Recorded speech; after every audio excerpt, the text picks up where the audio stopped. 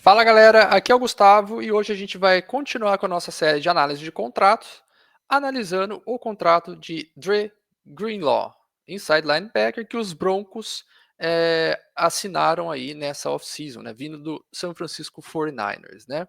Lembrando, esse vídeo sai primeiro para os membros e depois para o público geral. Então, se você não quer perder nada do que sai aqui e ter tudo em primeira mão, né, aqui no Mile High Brasil, dá uma olhada lá no nosso canal do YouTube, nós temos lá o nosso clube de membros, temos 3 planos para vocês, e se um desses 3 planos couber no seu bolso, por favor, assina aí pra gente, você dá aquela moral e ajuda a gente a trazer sempre um conteúdo bacana sobre sobre o Denver Broncos 100% em português. E só lembrando também, né, se não puder, pelo menos inscreva-se aí no nosso canal, deixa aquele like e o seu comentário aí sobre o vídeo, tá bom?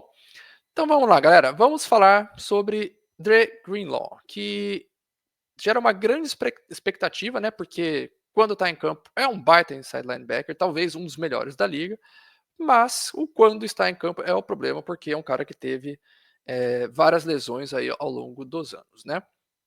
Então vamos ver aí, primeiramente, os valores totais do contrato, né? Então, os números gerais, né? Nós temos aí que ele ganha. Esses dados, né? Só um pouco, são tirados do Spotrac, né? Então, se você entrar lá em spottrack.com, você vai ver tudo isso que eu estou falando para você. Então, o valor total é de 31,5 milhões de dólares, mais incentivos, que eu vou mostrar para vocês no final. Então, o contrato dele tem uma duração aí de 3 anos, o que dá um total aí, ou uma média por ano de 10,5 milhões de dólares, né? Esse valor faz com que ele seja o 11º inside linebacker mais bem pago da NFL. Eu acho que esse valor é módico para o Denver Broncos e reflete um pouco desse dilema entre ser um dos melhores inside linebackers, mas que dificilmente está em campo. Então, é um contrato que tem um certo risco para os Broncos, e eu acho que, sendo o 11º mais bem pago da liga, é um balanço bastante bom aí entre risco e recompensa para os Denver Broncos, pelo menos na minha opinião, né? Então, seguindo aqui o bônus de assinatura, que a gente sabe, né, que divide aí igualitariamente durante esses 3 anos, é de 6 milhões e meio de dólares, e o total garantido é de 13,5 milhões, ou seja, apenas 43, né, 42,9% do contrato, o que é um valor baixo e reflete aí o histórico de lesões do Greenlaw, né? Então vamos ver aí a estrutura do contrato, que é o que conta pra gente, e é uma estrutura bastante típica de George Paton, né? Cap hit baixo no primeiro ano, mas cap hit mais alto nos anos subsequentes, né? Então, né, voltando aqui, só para mostrar uma coisa para vocês lembrando, né? Anota esse valor aí, total garantido de 13,5, 13,5 milhões de dólares, né, que está sendo contado aí.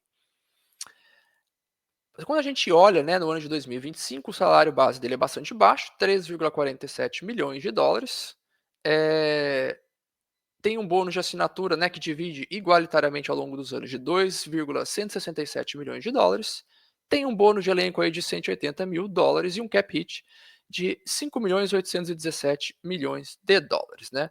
E o dead cap, né, se os Broncos resolverem cortar ele, é de 11 milhões e meio, que na verdade é inferior, né, ao total garantido, né? É que existe, né, na liga, né, o que eles chamam garantido na assinatura e garantias totais, né? O garantido na assinatura é esse 11,5 milhões de dólares, né? E tem 2 milhões, né, que estão atrelados a ele estar no time ou os Broncos decidirem ficar com ele além do ano de 2025. Ou seja, esses 2 milhões de dólares é uma proteção extra que o clube está tomando aí por conta do histórico de lesões do Greenlaw, né? Já em 2026, né, o salário base ele sobe substancialmente para 7,47 milhões de dólares, né? O bônus de assinatura permanece. E aí tem um bônus de elenco um pouco maior, que é de 1,53 milhões de dólares. Novamente, né, os Broncos colocando, né, bastante peso em ele estar ativo para jogar futebol americano para esse cap hit de fato valer a pena, né? E o cap hit em 2026 seria de 11,167 milhões de dólares e o dead cap final seria de 4,333 milhões de dólares. Então dá para ver aí, né, que se ele não estiver em campo em 2025, acredito que dificilmente ele segue em 2026, porque os Broncos já poderiam cortar ele, economizando dinheiro.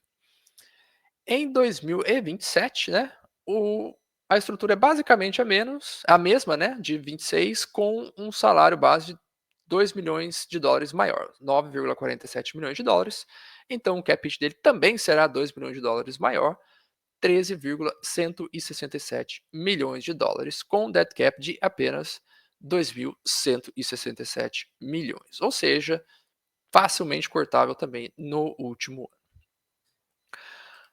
Então dá para a gente ver aí que tem uma mistura de estrutura tradicional do George Payton, cap hit baixo no primeiro ano, mais alto nos anos subsequentes, mas com uma proteção maior aí para os Broncos. A partir do segundo ano ele já é cortável, vamos dizer assim, você consegue cortar o Greenlaw economizando salary cap. Então o time se protege aí se caso ele não consiga ficar em campo, né, que foi um problema dele nos últimos anos. Por fim, né, talvez aí para igualar, né, colocar ele no patamar mais de cima em termos de salários na liga, né, caso ele fique em campo, existem bônus adicionais fora esses 31,5 milhões de dólares.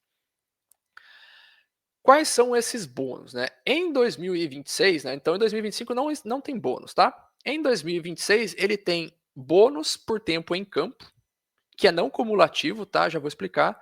Se ele joga 40% dos snaps, ele ganha um bônus de 250 mil dólares.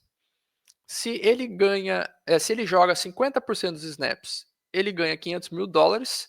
O não cumulativo significa que ele não ganha 500 mais 250 mil. Ele chegou até um patamar, ele ganha aquele valor e não aquele valor e mais o anterior, tá bom? 60% dos snaps, 750 mil dólares. 70% dos snaps, 1 milhão de dólares. 80% dos snaps, 1,25 milhões de dólares. E se ele jogar 80% dos snaps e o time, além de tudo, conseguir a classificação para os playoffs, 1,5 milhões de dólares. E além disso, né, tem bônus por sack e interceptação. Se ele conseguir 4 sacks ou 3 interceptações, ele ganha aí 250 mil dólares. Se ele conseguir 4 sacks ou 3 interceptações e o time se classificar para os playoffs, ele ganha aí 500 mil dólares, também é não cumulativo. E por fim, também em 2026, existe um bônus por nomeação. Se ele for nomeado para o primeiro time de All-Pro da NFL, ele ganha aí um bônus de 1 milhão de dólares. Então eu acho que é um contrato bastante equilibrado, ele reflete aí a questão de risco e recompensa tanto para o time quanto para o jogador.